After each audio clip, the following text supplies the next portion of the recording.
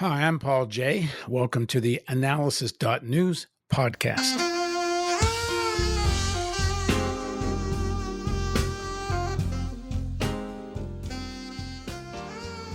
Cedric Johnson is an associate professor of African American Studies and Political Science at the University of Illinois at Chicago, and editor of the neoliberal deluge, Hurricane Katrina, Late Capitalism, and the Remaking of New Orleans.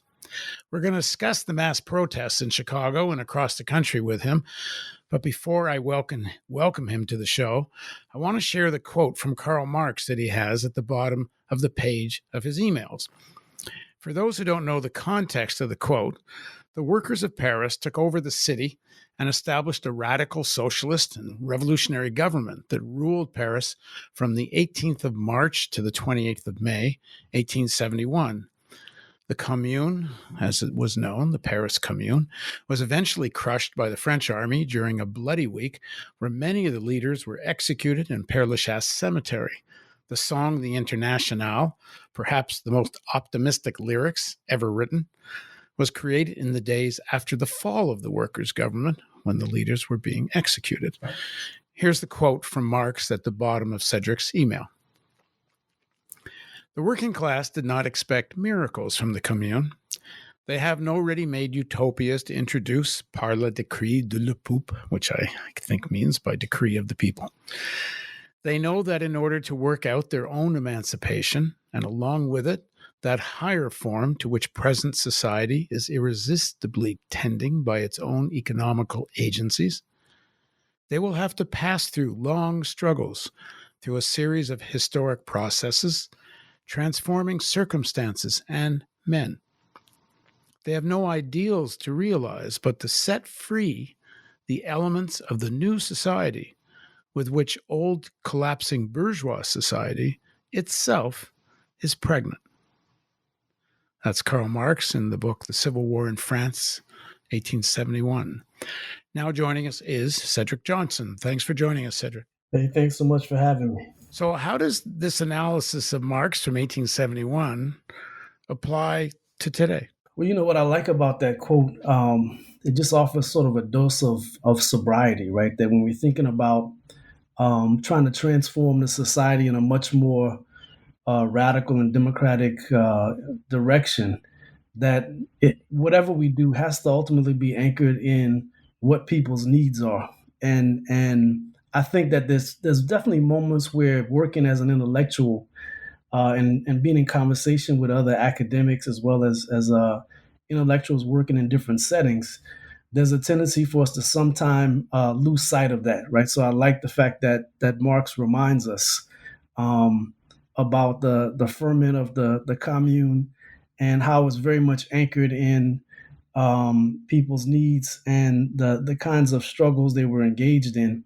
I really enjoy the part where he talks about we'll have to pass through long struggles and through a series of difficult historical processes, because especially in our own moment, right, and even with the mass protests we've seen over the last 2 weeks, I still think many people, at least a lot of the younger people I talk to and have had conversations with recently, still imagine that these things happen immediately, right? That simply turning out into the streets and speaking truth to power in and of itself is enough, as opposed to what we glimpse in that passage from Marx, which is about actually engaging in protracted struggles that transform circumstances and ultimately transform us as participants. So I think, again, anchoring what we do in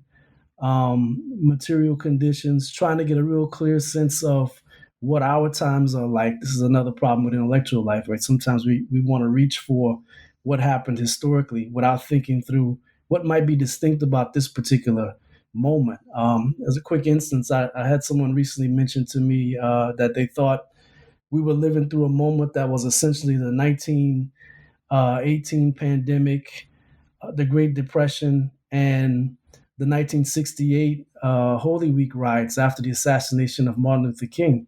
And I don't really think that's helpful, right? I think we have to look at what we're experiencing right now as being very peculiar and unique, and it doesn't lend itself to whatever strategies were used in 1918 or in the 1930s or even in the 1960s.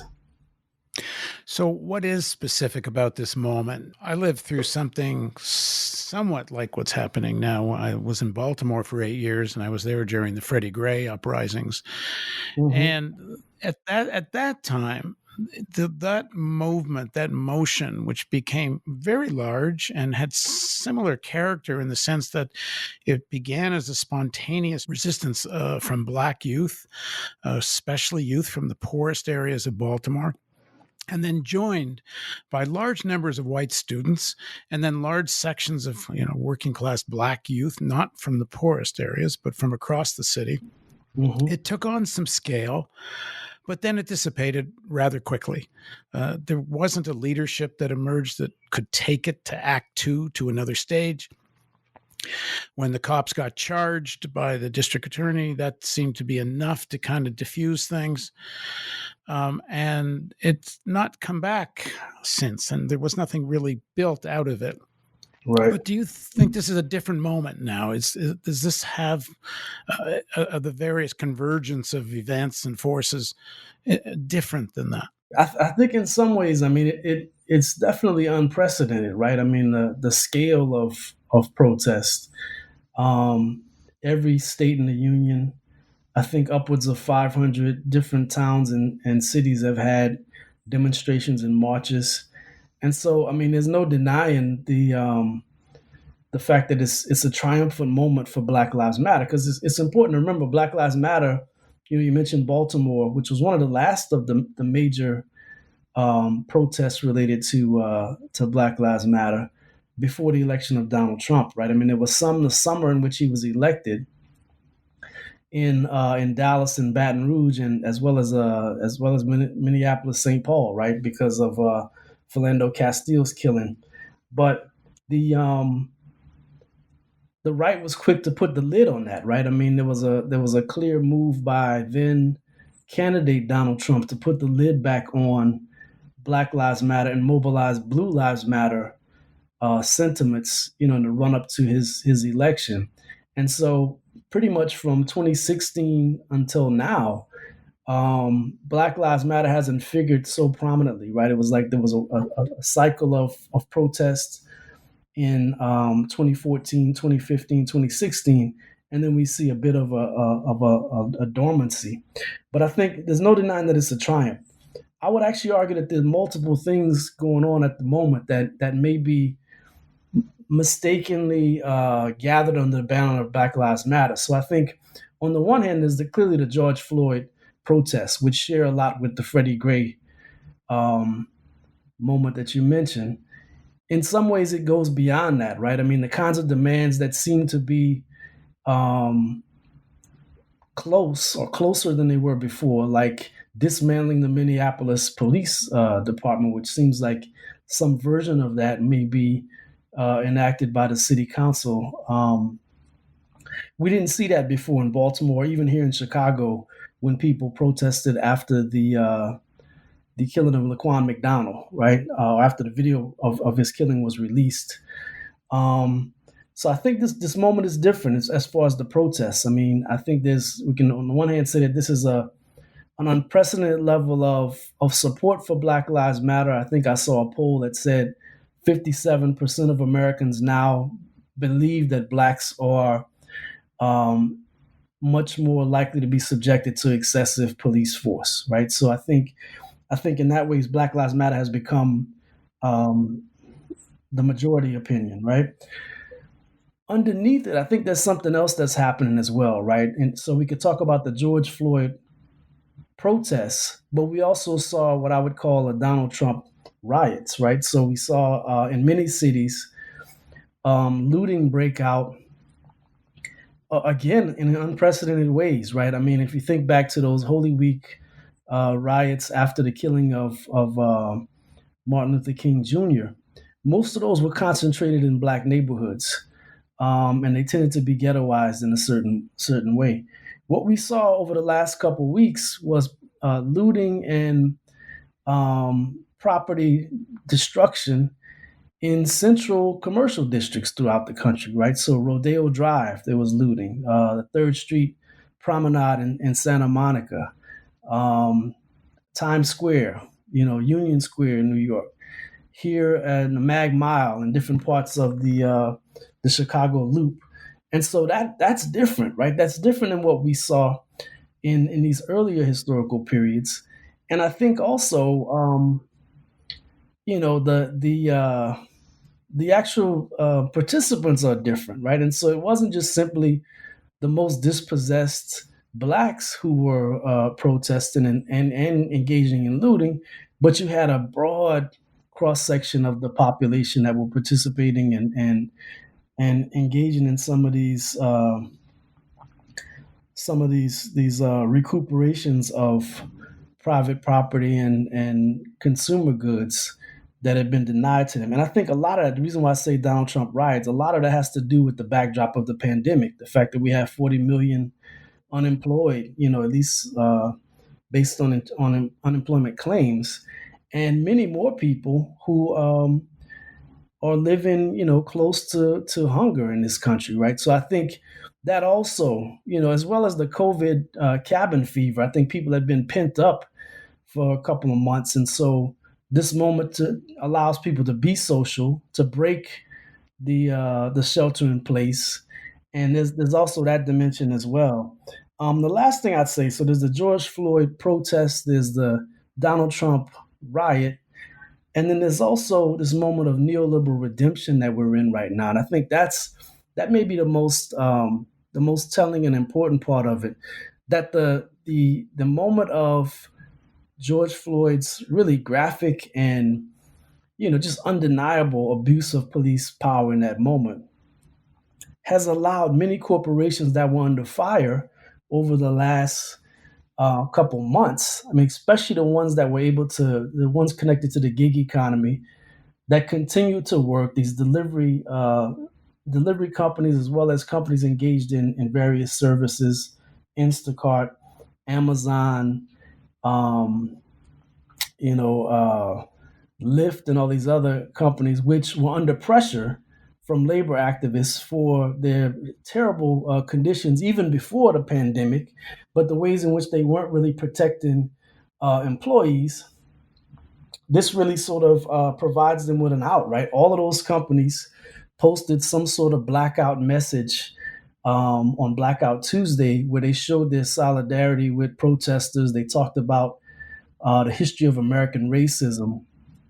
And I think it's interesting that it provides an escape route for these corporations as well as democratic elites, right? And so the very democratic elites who were, threatened by a Sanders campaign now have a chance to, again, occupy the role of progressives, even if, it was interesting to watch them this morning, James Clyburn, um, Nancy Pelosi, Cory Booker, and Kamala Harris, who've both been criticized for their role in like tough on crime policies in the past, all sort of uniting around police reform.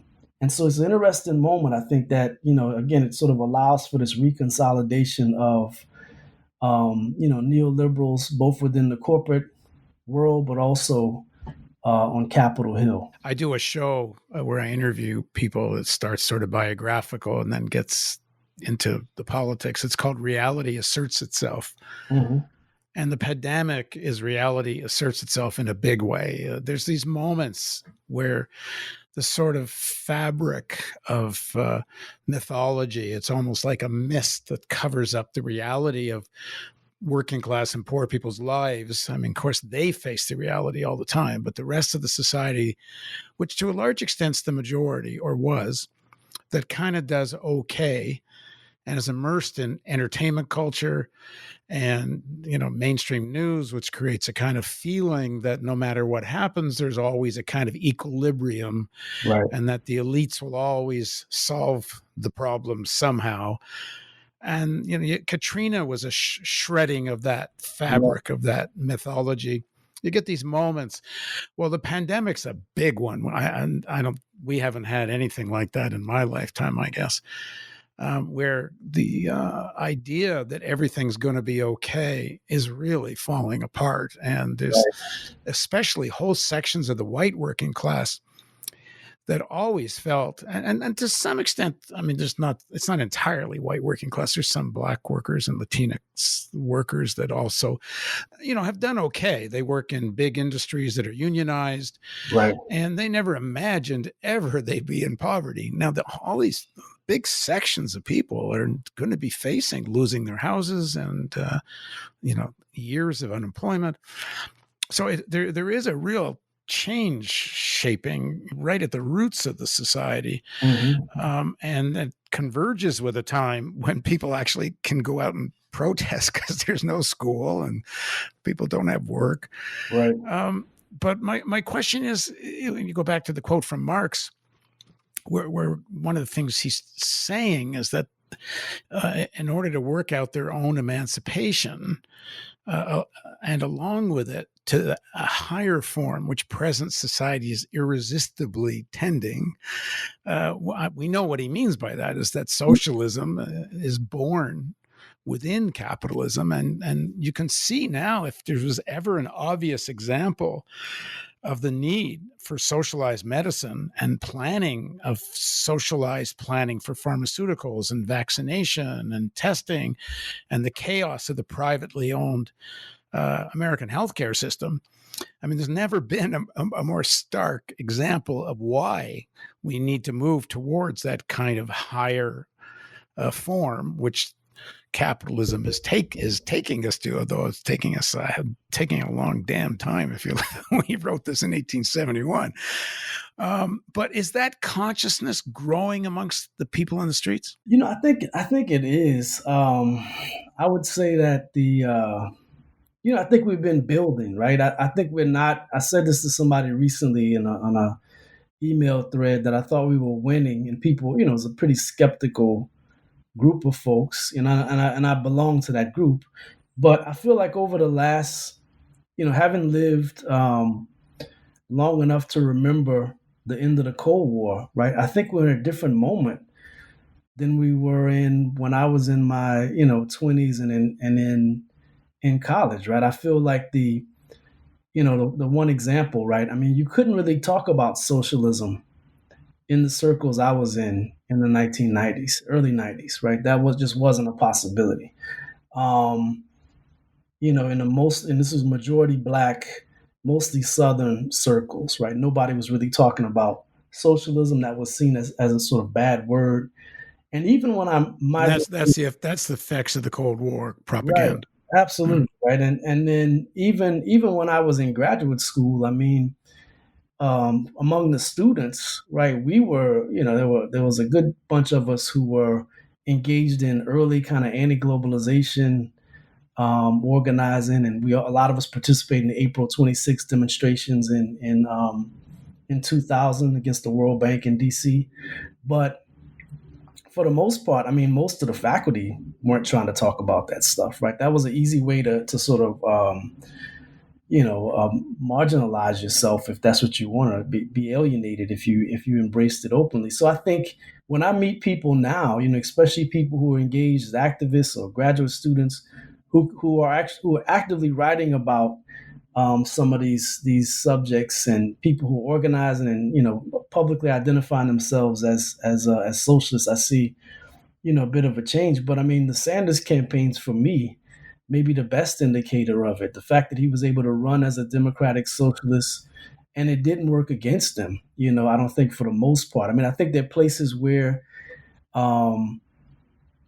there's still a lot of work to be done, in the South in order to gain some traction. It's not that people aren't receptive to those ideas. One of the things that came out of the South Carolina contest, Democratic primary, was that there was growing numbers of people who supported Medicare for all. They just didn't support Sanders as a candidate, and many of them, decided to support Biden. I think out of sort of a defensive strategy, right? That in their minds, they imagined that Biden would be the more viable candidate to defeat Trump. So it wasn't they didn't decide to do sort of aspirational voting, but voted defensively. I think the Sanders campaigns, but even before that, the Occupy Wall Street demonstrations, and even elements of Black Lives Matter. I think we're seeing many more people warm up to the idea of public goods, warming up to the idea of decommodifying certain basic needs like housing, um, education, and other things. And so I see it. I see movement, right? I see a consciousness that's changed dramatically. Like I said, since the 1990s. I don't think we're totally there yet, and I think in some cities it feels better and it looks better than in other places. So, I live in Chicago. We have strong unions. We've had some pretty big, internationally recognized victories in the last decade or so with the Chicago Teachers Union. Um, People turn out and contest any kind of neoliberal reforms that are coming from different mayoral administrations, or even from the governor that we had in the last governor that we had here. So I think there's it feels palpable here, right? It feels that you could have a viable socialist left politics that's popular, that's anchored in neighborhoods, it's anchored in organizations and in unions. But there are other parts of the country where that just doesn't exist, right? I mean, I grew up in a right to work type state with low union density. And I think that's really maybe where the next frontier of organizing for people on the left really is. It's beyond the cities, beyond the two coasts, but in the hinterlands of the country where it's not that people don't want, um, more in the way of the kinds of advantages and the kind of life that could be produced through public goods.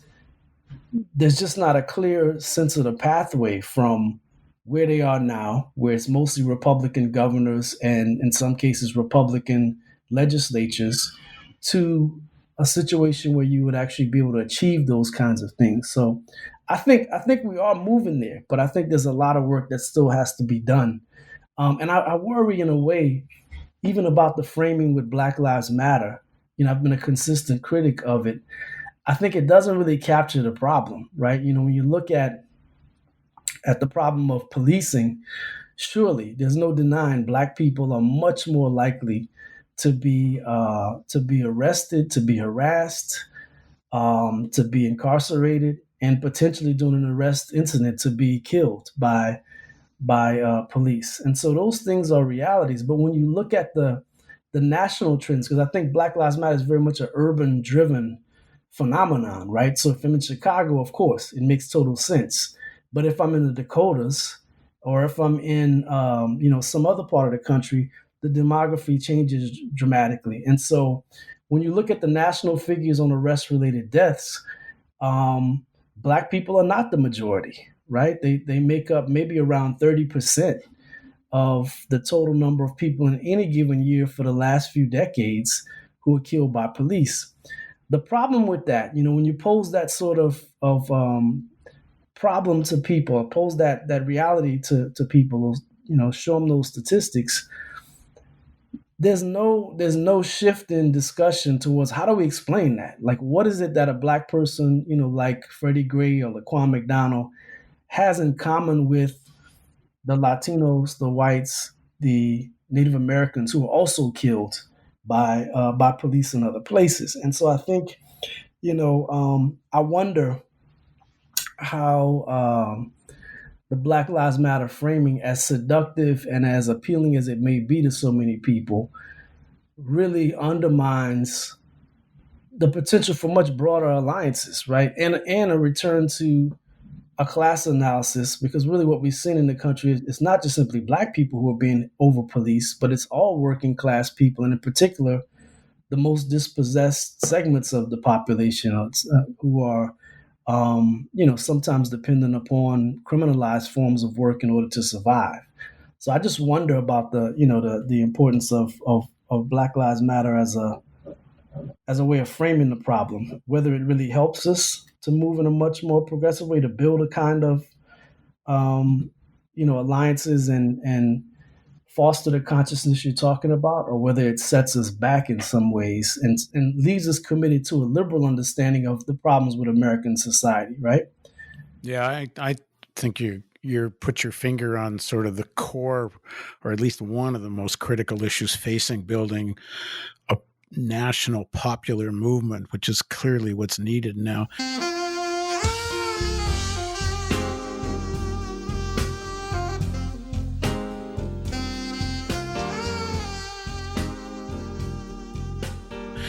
In Baltimore, this idea that this during the Freddie Gray struggle and otherwise, but particularly then, that Black-led organizations would lead and whites could be allies. Mm-hmm. But it wasn't like there was no room there that white working class youth and workers had their own reasons to fight, not just to be allies.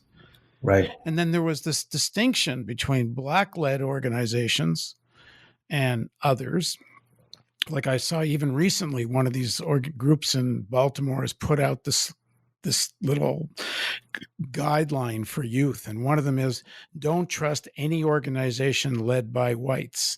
Right. Now I understand there's an element of legitimacy in that because there have been problems in the past of at these moments the white left, which is often more educated, and they come in and they can kind of take over these broader organizations, and it's not like that isn't a legitimate concern. Mm-hmm. But on the other hand, how do you ever build a broad popular movement if it's so segregated? And I said I used to argue with these guys in Baltimore, and I'd say, listen, you do need to understand, you're a real minority in this country. If the white workers and white youth aren't in struggle together with you, you're not going to win. Right. I mean, even just from that most pragmatic point of view.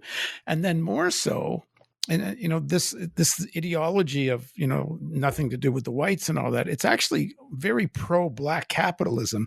They even characterize socialism as this is white European left ideology, socialism, so they wind up promoting Black capitalism. Right. Is there in Baltimore that's fairly strong? Is that true in Chicago?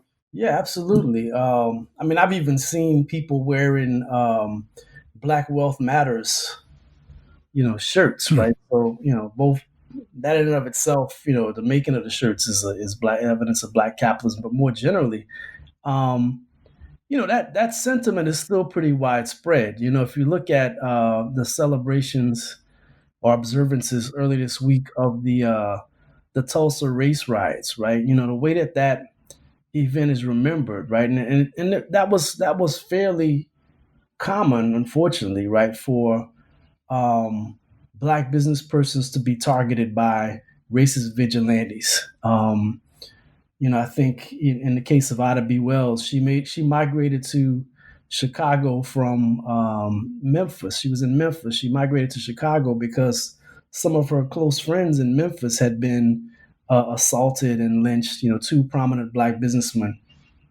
there. So this is part of the historical record. But the way that it gets taken up, right, is that this was a moment in which Black wealth was destroyed, and therefore subsequent generations denied the opportunity to pursue wealth creation on par with whites. And I think for me, that's the fundamental flaw with Black Lives Matter more generally. I mean, I think it's always important to point out that there are different local manifestations. And I would probably say here in Chicago, Black Lives Matter tends to be a little bit more left of center, right? Some people have even characterized as like the left wing of Black Lives Matter, where you'll find many more people who are talking about redistributive public policy, right? One of the things, I think they may have been among the first to call for scaling back police funding or rerouting it towards various youth programs. I think they don't go far enough, but they do tend to be a little bit better than some other manifestations that are more focused on really just a militant racial liberalism. And by that, I simply mean that there's a deep commitment to American liberal democratic capitalist institutions. The problem is just they don't work for or haven't worked for African Americans, right? And so they need to work. And you hear a lot of that rhetoric repeated. Um, this past week, right? There've been a number of people who've gotten up and made that case, right? That the American project is great, but it could be greater if it was available to all, right? And that's not exactly a radical set of ideas, right? But it takes on a certain air of militancy in the kind of heated rhetoric that we've heard over the last couple of weeks. So yeah, I just think, but it's inadequate, right, as a way of talking about these problems, especially the problem of policing. I was being interviewed on a radio show out of New York yesterday, and I was saying that who is this slogan "Black Lives Matter" addressed to? Because if you want to convince the elites that Black Lives Matter, well, you won't convince them because they don't think Black Lives Matter. Mhm. And the reason they don't think Black Lives Matter is because it's Black lives. If you're talking poor Black or working class Black, it's a source of cheap labor. They only matter from that point of view. There are some Black lives that do matter to the elites. NBA players matter. They get paid millions of dollars. They get treated with respect, even idolized. Same for a lot of Black entertainers. It's working class and poor Blacks don't matter. And they're not going to matter just because people say they matter. Right. They're going to matter because people get organized and assert power. That's the way they're going to matter. So I agree with you. It's a liberal formulation. It doesn't get at the underlying issue, which is the reason we have systemic racism. Mm-hmm. And it's the same reason that white supremacy, systemic racism existed in slave society, is because it's this pool of cheap labor. And we dehumanize the society, dehumanizes those it exploits, and it uses racism to dehumanize those it super exploits. Mm-hmm. And that doesn't get talked about very much because then you have to really start to talk about, okay, then why is there chronic poverty, which is because of this need for cheap labor? And what are the solutions? Well, the solutions become, socialistic solutions because, for years, people have been trying to have reforms that deal with poverty. And every reform winds up putting money into real estate developers and various companies that get subsidized, Right. but does nothing to actually alleviate the poverty. And that kind of conversation needs to be, I think, at the core of the movement and what young people are talking about. Because this is one of these rare moments in history where there really is a possibility to break out of the sleep, the dormancy of the working class, including the unions, and maybe a real broad front could emerge here. But the conversation has to get the way Marx talks about in this quote. Yeah, I think. I think we need analysis of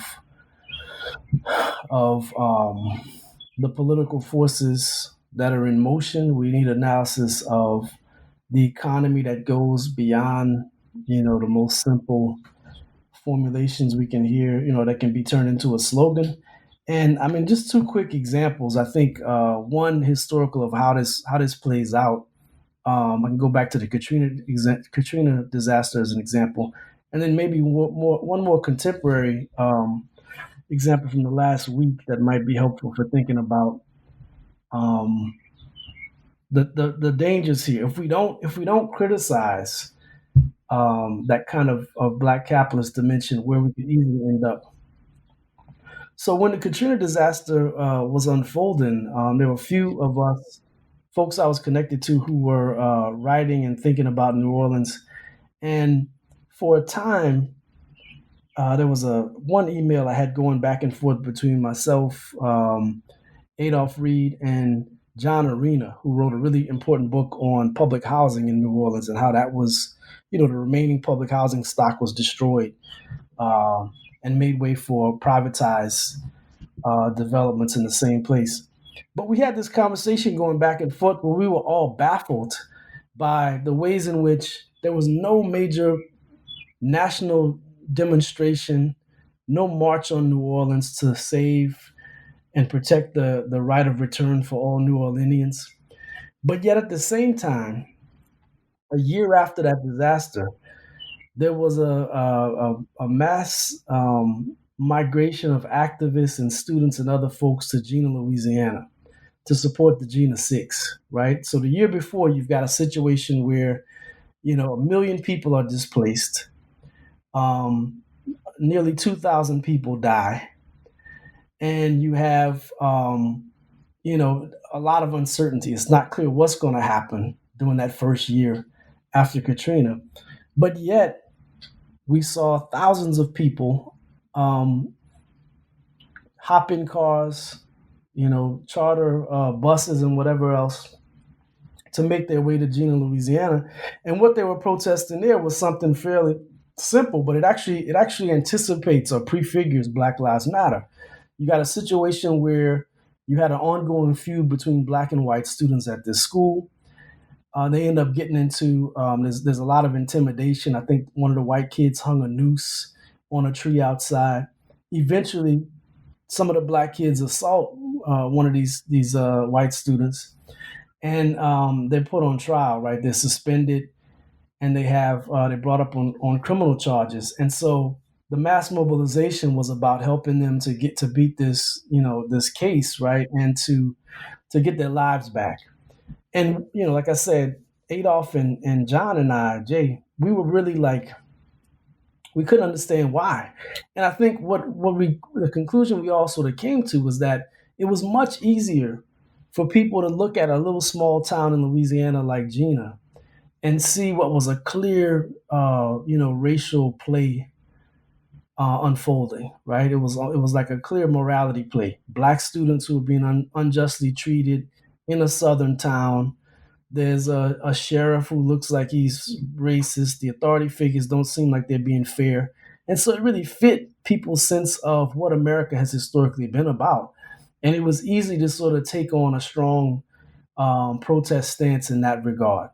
In the case of New Orleans, right, during the Katrina disaster, you had multiple complex forces that were at play, right? You had at the federal level a failure to adequately respond. But then you also at the local level, mismanagement and equally problematic commitment to capitalist planning, which placed property over the lives of about 100,000 New Orleanians who were left behind and who didn't have automobiles and means of exiting the city, right? So it was much more difficult to deal with that, or even the fact that they were poised to demolish public housing because you couldn't get everyone to be on board with protecting public housing. Many if you talk to various different populations of or constituencies of blacks, not everybody's on board with public housing. You actually see it as something which should have been raised, and that was part of how it was able to be accomplished was because they actually had support from different players and black actors in the city.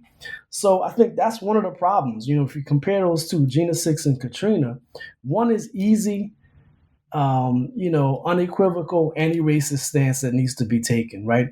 The other one is something different that requires attention to public policy, a willingness to think about the failures of the past, while thinking imaginatively and creatively about what's possible in terms of how do you address water, control issues and flood hazards in a large city like the size of New Orleans.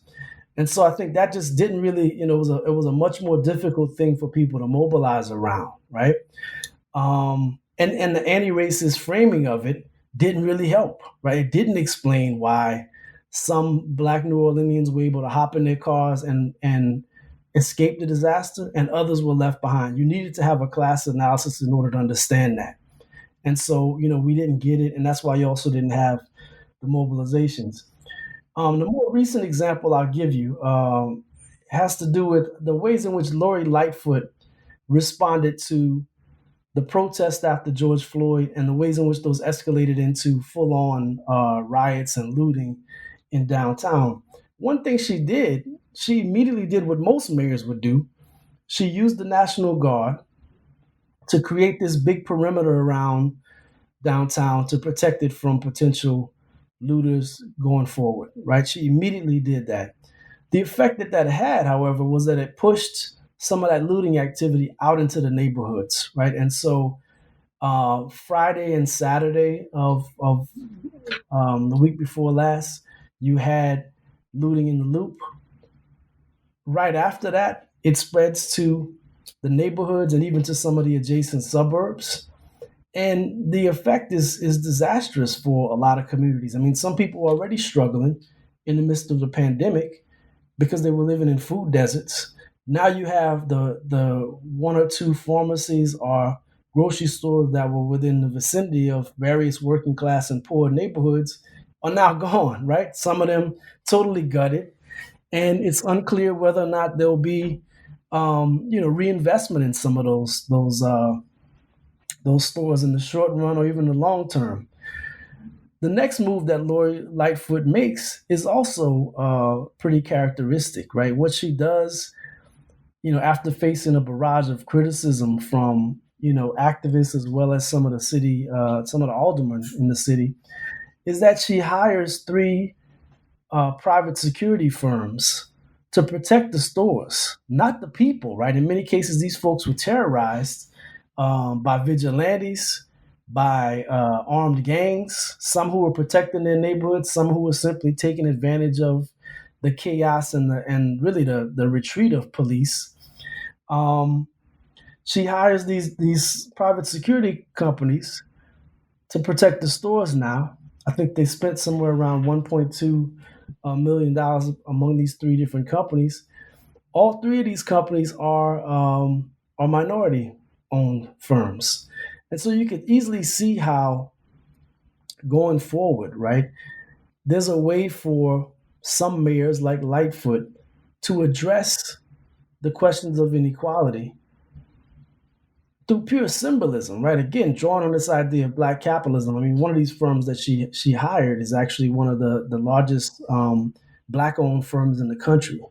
But you could see how this may become, one of the models that's used in order to address questions of policing, even as they may scale back the size of uniformed officers, but also provide like some patronage to black constituencies in the form of minority contracting, which was what was done in the 1970s in some cities, right? I mean, places like Atlanta, right? They engaged in a lot of minority contracting, which produced a tremendous amount of black wealth for some, but didn't necessarily address the deeper inequalities that many working class blacks were facing. Right. Just finally, if there's going to be the development of a popular movement, and by that I mean more than just popular. I mean actually organized, the real organized thing that people kind of belong to, and have organizations of in different cities, and something where this force can take on not just a strong presence in the streets, but also real electoral influence.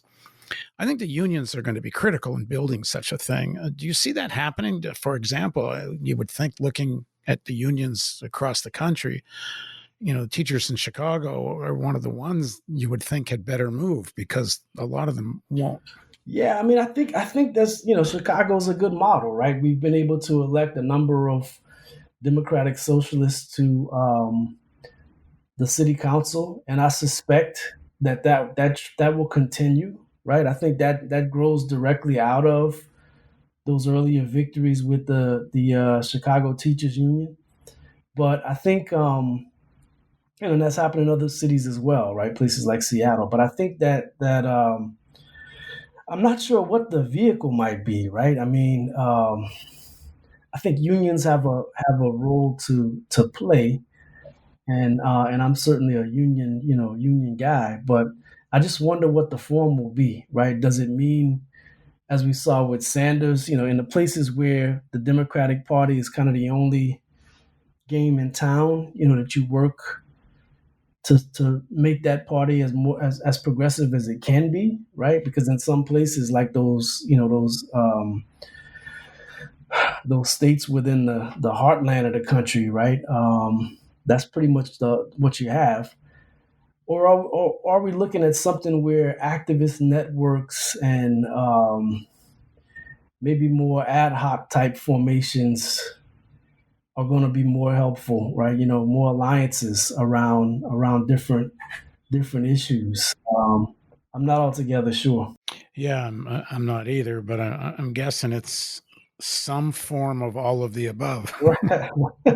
I mean, the Sanders campaign started taking on some of that character, where Right. all kinds of different organizations endorsed Sanders. Although I must say, a lot of unions didn't, but some of the more progressive ones did. But around that campaign, it was possible to have many different kinds of organizations, while they continued doing their own work that they were doing, Right. endorsed Sanders. Maybe it's something like that, where you have a broad front and all the various organizations keep doing what they do, but they agree to some very agreed basic common demands and elect some kind of leadership. I mean, other countries have done this, where they create these broad fronts, popular movements. I've never really seen it in North America, but Right. if we don't do it, I don't. I said the other day, if we don't do it, we're doomed. Yeah, no doubt. No doubt. I mean, I think that's one of the virtues of the Sanders campaigns. I think that those two campaigns were able to shift some people's attitudes about electoral politics, where you had, open disdain for it in some circles. Both people who are political folks who are on the left, but also, people who are apolitical and not really engaged in politics, finally seeing that there may be something that can be wrought from the process, right? And I think the next thing, of course, is to not see it as um, as the most important part, but it's really just the first step in trying to build and create the kind of force that you're talking about. I think it's additive is the one way to walk away from it. It's not the whole thing. All right. Well, let's say this is just the beginning of a conversation, and we'll additive to it later. Thanks for joining us, Cedric. All right, thanks a lot. Thank you for joining us on the theAnalysis.news podcast.